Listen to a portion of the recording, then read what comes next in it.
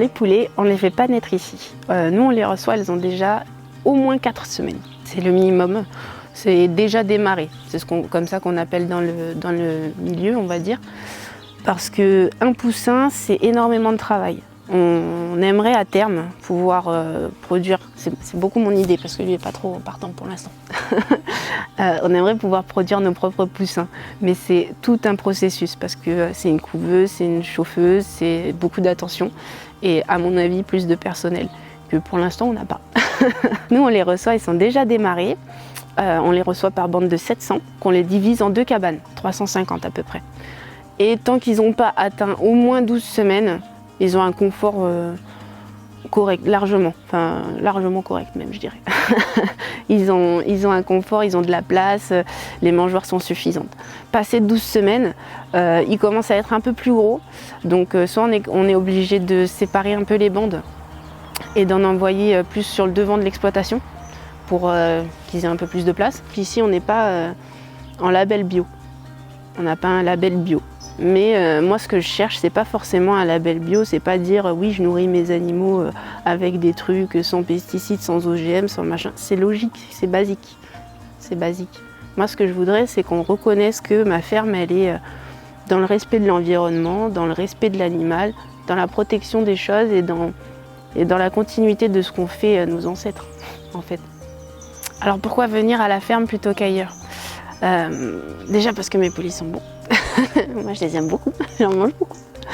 Et ensuite, moi je trouve que c'est juste une question d'éthique quelque part, c'est-à-dire que j'achète plus de viande en supermarché parce que on a beau dire qu'on sait lire les étiquettes, on ne sait jamais vraiment lire les étiquettes ni la provenance, on ne sait pas le bien-être animal et tant qu'on n'a pas vu comment ça se passe, on ne peut pas le savoir.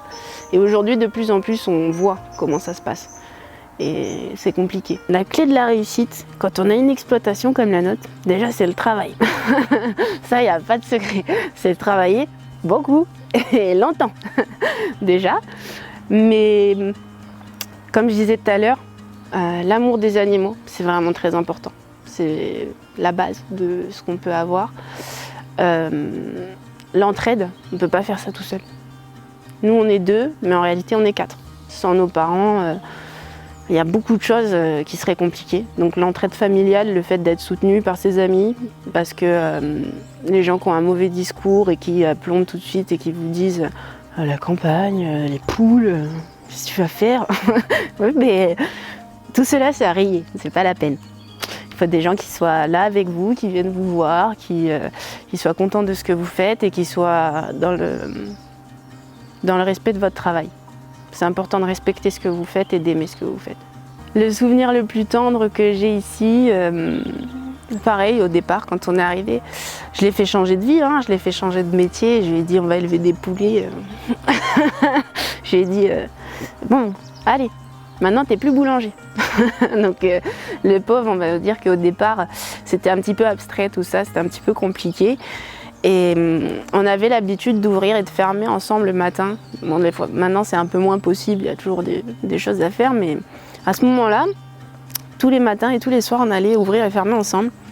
Et un soir, on fermait, c'était rigolo, on fermait, mais en même temps, on se battait avec les poules. C'était un calvaire. Au départ, c'était un calvaire de fermer les poules, parce qu'on voulait y aller trop tôt, trop vite, on ne savait pas faire. On savait pas faire. Donc, ça n'allait pas. Et il se battait avec la poule là-bas et je lui dis mais laisse-la, elle va finir par rentrer. Il me dit on ne va pas attendre là. Je dis bah si, tu sais quoi, on va attendre là. Et en fait on s'est allongé dans l'herbe en face de l'enclos des poules et on est resté là peut-être 1 heure, 1h30. Ah, on y allait beaucoup trop tôt avant que toutes les poules ne rentrent. Et en fait on a passé 1h30 à être là et à être content de ce qu'on avait fait, de parler de tout ce qu'on avait envie de faire, de tous les projets qu'on avait envie de mettre en place ici. Et ça m'a fait du bien.